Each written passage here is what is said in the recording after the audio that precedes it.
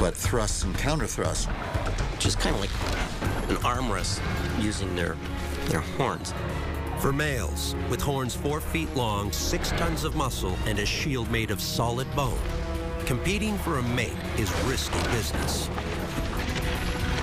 But for a female, creating the next generation takes hard work and facing life or death choices. Failure can mean bringing youngsters into a brutal world, a world where they simply don't stand a chance.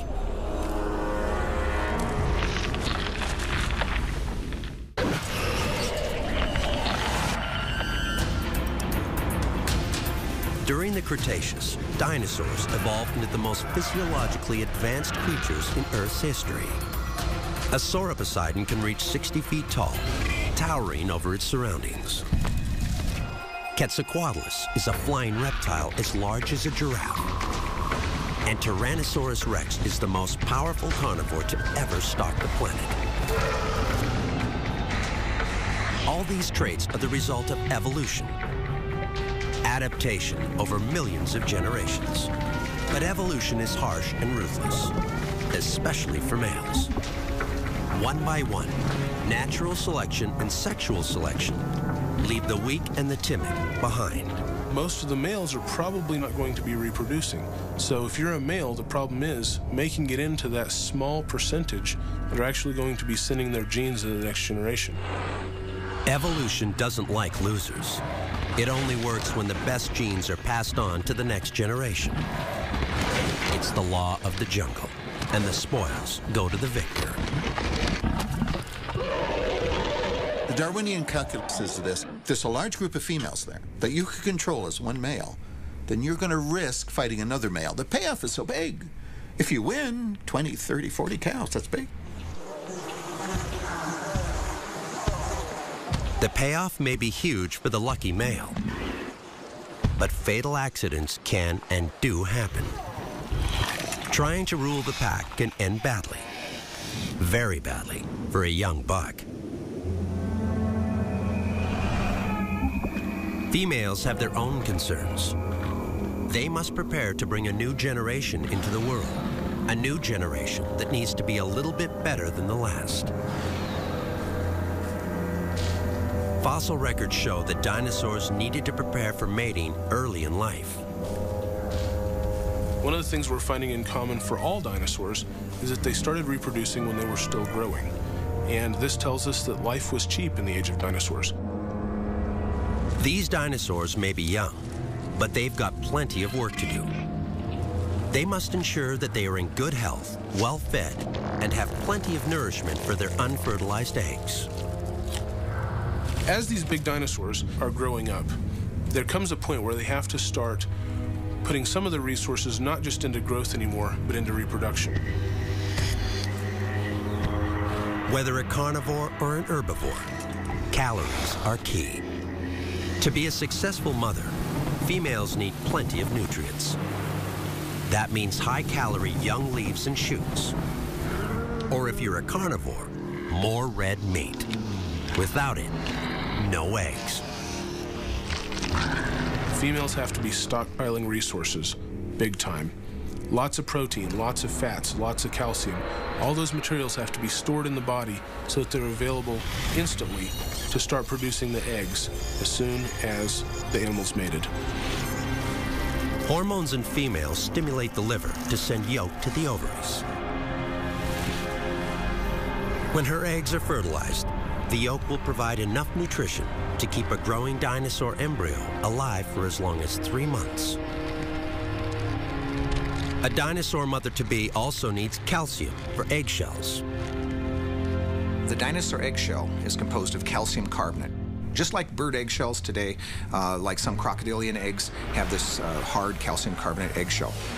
And that eggshell protects the developing embryo. A single female sauropodon produces 300 to 500 eggs each season. That takes a lot of calcium, a mineral in short supply in the plants of the Cretaceous.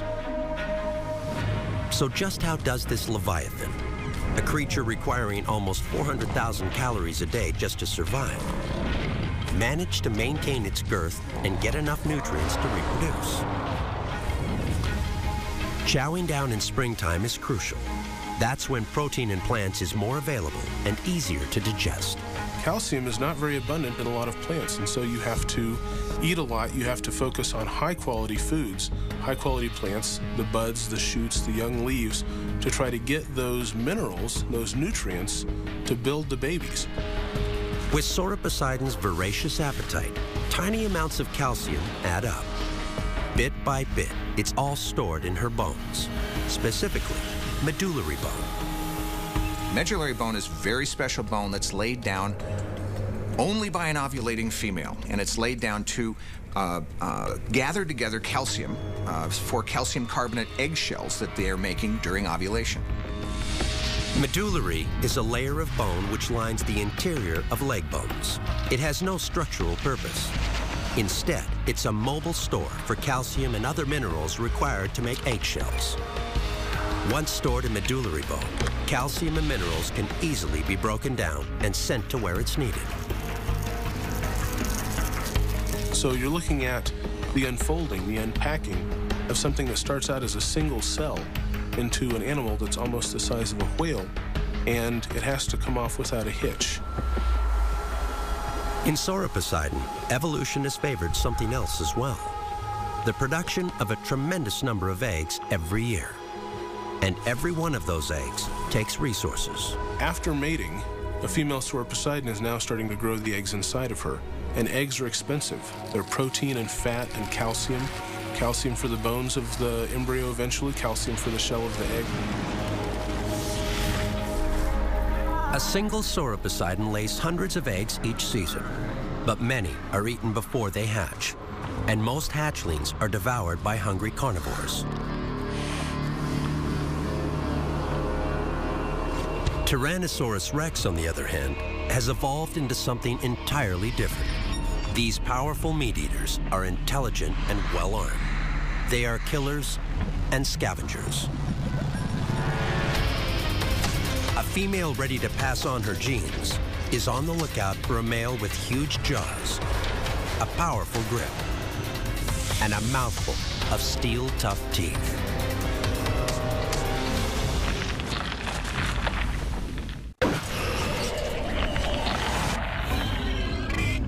Sauroposeidon is an herbivore. The evolutionary strategy for this giant is to lay hundreds of eggs in the hope that maybe just one or two survive to adulthood. To build eggs and embryos, they must consume thousands of calories of vegetation. Tyrannosaurus rex is a carnivore. To produce eggs, it too needs nutrients, calcium and protein. But this female doesn't get calcium from munching on plants. She gets it by crunching bone. The bones of plant eaters. Tyrannosaur could process a lot more of its prey, be able to digest more. It could get the meat from the marrow, the nutrients from the marrow. It could even digest some of the bone itself. And there's proof that T-Rex got its calcium straight from the bones of herbivores. We have T-Rex turds, we have coprolites, fossilized feces from Tyrannosaurus, and it shows pulverized bits of plant-eating dinosaur bone in there. So it munched down and crunched the flesh and the organs and the bones and swallowed all of it. And the bones made it out in digested form out the other end of the T-Rex. A female Tyrannosaurus rex needs to store the calcium she's building up. And like a Sauroposeidon, she'll store that calcium in her medullary bone. Staying strong is imperative for a female preparing to mate, especially since compared to a male, she has far fewer chances to get reproduction right.